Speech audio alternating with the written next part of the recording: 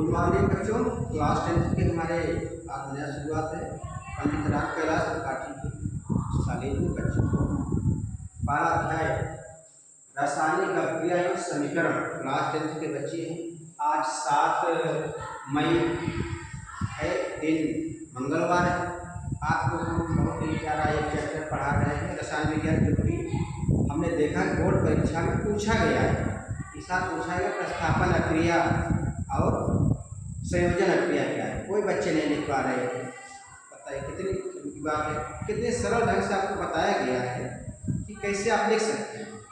तो पहले बच्चों ये समझो कि रासायनिक अभिक्रिया है क्या।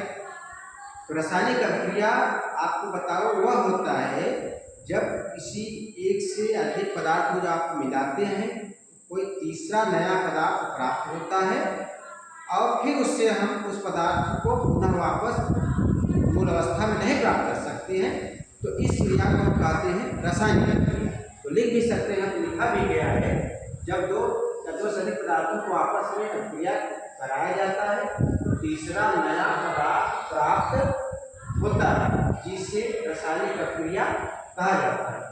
फिर हम उससे मूल पदार्थ प्राप्त नहीं कर सकते, तभी रासायनिक अभिक्रिया होगी। अगर हम फिर उससे प्राप्त कर ले रहे हैं किसी भी से छान करके, उसको उबाल करके, विच्छिन्न करके, तो रासायनिक अभिक्रिया नहीं होगी। रासायनिक अभिक्रिया तभी होगी जब तीसरा पदार्थ बन जाए, फिर तीसरे पदार्थ से आप उस चीज़ को आप नहीं प्राप्त। जैसे उदाहरण, आप दूध है आपके घर, तो दूध में आप जामुन डाल दीजिए, दही डाल दीजिए, देखते हैं आप रात भर में जम जाता है। फिर आप चाहे दही से दूध बना लें तो कभी नहीं हो सकता। तो दूध से दही बनना रासायनिक अभिक्रिया है। दूध को गर्म करना, ठंडा करना, मिक्स करना एक भौतिक क्रिया है। कुछ भी बना सकते, लेकिन दूध आप प्राप्त कर सकते हैं ठंड करके, गर्म करके उसकी अवस्था बदल सकते हैं। परंतु रासायनिक अभिक्रिया तभी होगी जब तीसरा कोई नया पदार्थ प्राप्त हो और फिर उससे आप नया पदार्थ न उससे मूल पदार्थ न प्राप्त कर सकें, तो तभी रासायनिक अभिक्रिया होगी। तो आइए हम देखते हैं रासायनिक अभिक्रिया बच्चे घबराते हैं। तो मुख्य 4 अभिक्रिया बोर्ड परीक्षा में पूछी जाती है। पहला है संयोजन अभिक्रिया, ये संयोजन अभिक्रिया। दूसरा है वियोजन अभिक्रिया।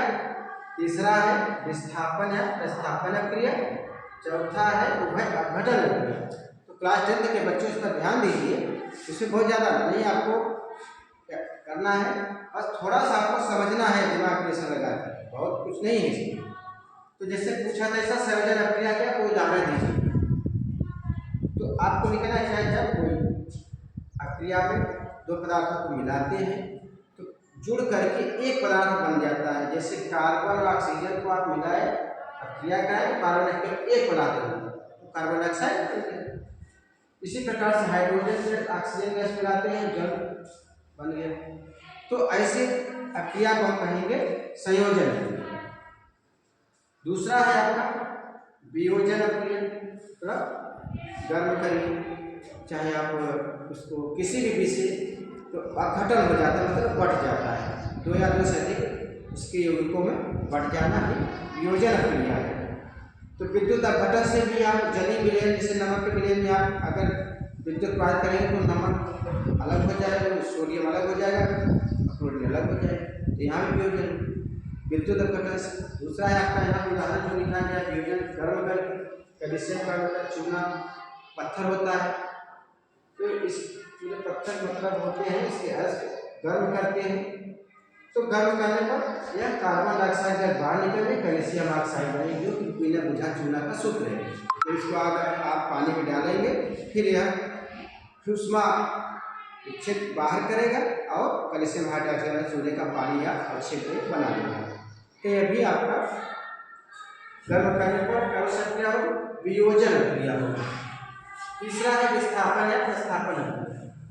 इसमें क्या होता है, किसी अन्य विलयन का होता है, कॉपर सल्फेट है, फिर सब कुछ भी आप विलयन में कोई धातु उसको डालते हैं तो अभिक्रिया होती है फेरस की अभिक्रिया।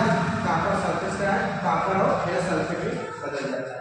तो इसको कॉपर को अलग कर दिया, नीचे लगा है, मतलब शेप का चिन्ह होता है, ये नीचे बैठ जाता है, ये आएगा।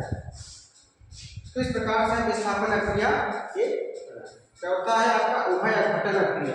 उभय अपघटन क्रिया क्या है?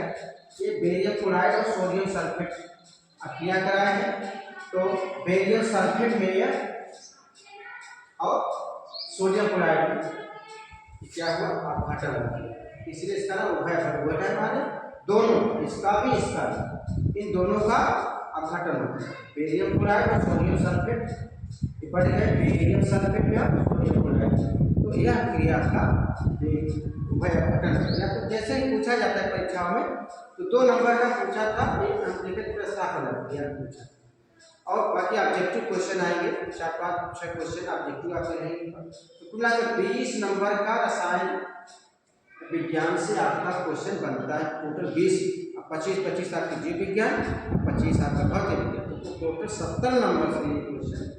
तो आप जो भी बच्चे हमारे क्लास 10 के हैं, कहीं की भी हो, किसी भी जिले के हो, तो उसको आप लाइक करिए, शेयर करिए, देखिए इसको 60 में आप बढ़ाया गया और अपने दिमाग बैठा लीजिए और अच्छे से नंबर। धन्यवाद।